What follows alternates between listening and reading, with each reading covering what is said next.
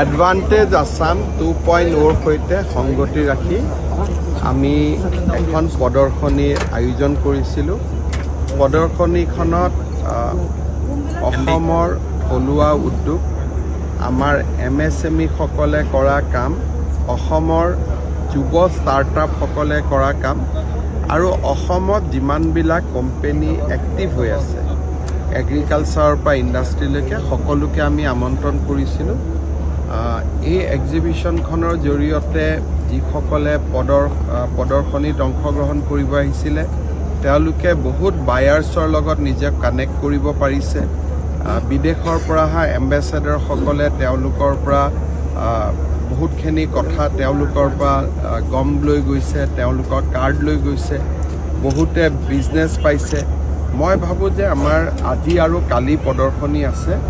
অসমৰ যিসকল উদ্যমী যুৱক যুৱতী আছে তেওঁলোকে এই প্ৰদৰ্শনীখন আহি চাব লাগে, বহুত অনুপ্ৰেৰণা পাব আৰু কেনেকৈ অসমীয়া ল'ৰা ছোৱালীয়ে বিশ্ব জয় কৰাৰ প্ৰচেষ্টা কৰিছে তেওঁলোকে অনুভৱ কৰিছে। মই ভাবোঁ যে এইখন চালে যিকোনো মানুহে অভিভূত হ'ব।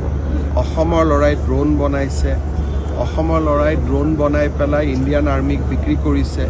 এই কথাবিলাকতো সাধাৰণতে আমি ক'তো আলোচনাই নকৰোঁ আৰু এই গোটেই কথাবিলাক মিডিয়াৰ অলক্ষিতে বা আমাৰ অলক্ষিতে হৈ আছে। ইয়াত চালে আপোনালোকে গম পাব যে কিমানবিলাক মেটেকা দি মানুহে প্ৰডাক্ট বনাইছে, এমাজনত লৈ গৈ বিক্ৰী কৰিছে। অসমীয়া ল'ৰা ছোৱালীয়ে ড্ৰোন বনাই আৰ্মিক বিক্ৰী কৰিছে। তাৰপিছত শামুকৰ পৰা অসমীয়া ল'ৰা ছোৱালীয়ে মুকুতা বনাইছে। এই গোটেই কথাবিলাক যেতিয়া আমি দেখা পাম, চাম, আমিও উৎসাহী হ'ম আৰু মই আপোনালোকৰ জৰিয়তে আজি আৰু কালি এই যিখন আমাৰ প্ৰদৰ্শনী এইখন চাবৰ বাবে বিশেষকৈ অসমৰ যুৱক যুৱতীসকলক আহ্বান জনাওঁ। কোন তেওঁ? আচ্ছা, তেওঁতো বহুত দিন জেলত থাকিব।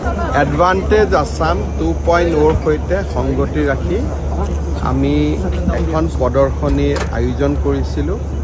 প্ৰদৰ্শনীখনত অসমৰ থলুৱা উদ্যোগ, আমাৰ MSME সকলে কৰা কাম, অসমৰ যুৱ ষ্টাৰ্টআপসকলে কৰা কাম আৰু অসমত যিমানবিলাক কোম্পানী এক্টিভ হৈ আছে, এগ্ৰিকালচাৰৰ পৰা ইণ্ডাষ্ট্ৰীলৈকে সকলোকে আমি আমন্ত্ৰণ কৰিছিলোঁ।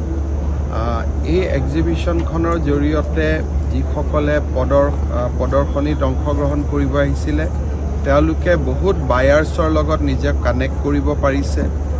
বিদেশৰ পৰা অহা এম্বেচেডৰসকলে তেওঁলোকৰ পৰা বহুতখিনি কথা তেওঁলোকৰ পৰা গম লৈ গৈছে, তেওঁলোকৰ কাৰ্ড লৈ গৈছে, বহুতে বিজনেছ পাইছে। মই ভাবোঁ যে আমাৰ আজি আৰু কালি প্ৰদৰ্শনী আছে। অসমৰ যিসকল উদ্যমী যুৱক যুৱতী আছে তেওঁলোকে এই প্ৰদৰ্শনীখন আহি চাব লাগে, বহুত অনুপ্ৰেৰণা পাব আৰু কেনেকৈ অসমীয়া ল'ৰা ছোৱালীয়ে বিশ্ব জয় কৰাৰ প্ৰচেষ্টা কৰিছে তেওঁলোকে অনুভৱ কৰিব।